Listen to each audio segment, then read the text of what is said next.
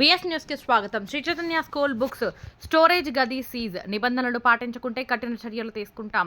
విద్యాశాఖ అధికారి ఎంఈఓ భాస్కర్ రెడ్డి. నాగర్ కర్నూలు పట్టణంలో శ్రీ చైతన్య ప్రైవేటు స్కూల్ యాజమాన్యం ప్రభుత్వ నిబంధనలకు విరుద్ధంగా విద్యార్థులకు బుక్స్ విక్రయిస్తుండగా విద్యార్థి సంఘాల నేతల సమాచారం మేరకు విద్యాశాఖ అధికారులు బుక్స్ స్టోరేజ్ ఉన్న గదిని సీజ్ చేశారు.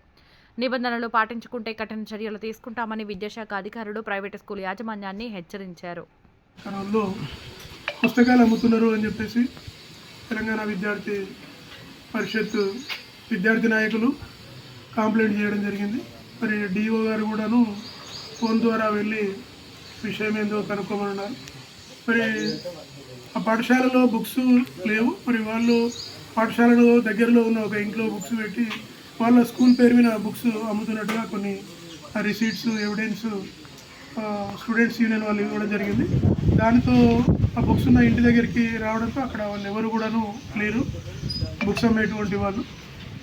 ఎవరైనా అవి లీగల్గా ఉన్నాయా, పర్మిషన్తో అమ్ముతున్నారా, పర్మిషన్ లేకుండా అమ్ముతున్నారా, వాళ్ళు వాళ్ళ పర్మిషన్ మనకు సబ్మిట్ చేసి అమ్ముకోవచ్చు. లేకుంటే దీన్ని పై అధికారులకు తెలియజేసి తగు చర్యలు తీసుకుంటాం. దీన్ని ఏ పేరు మీద వచ్చినా సార్? చైతన్య స్కూల్ పేరు మీద రిసీట్స్ మనకు విద్యార్థి నాయకులు సబ్మిట్ చేశారు.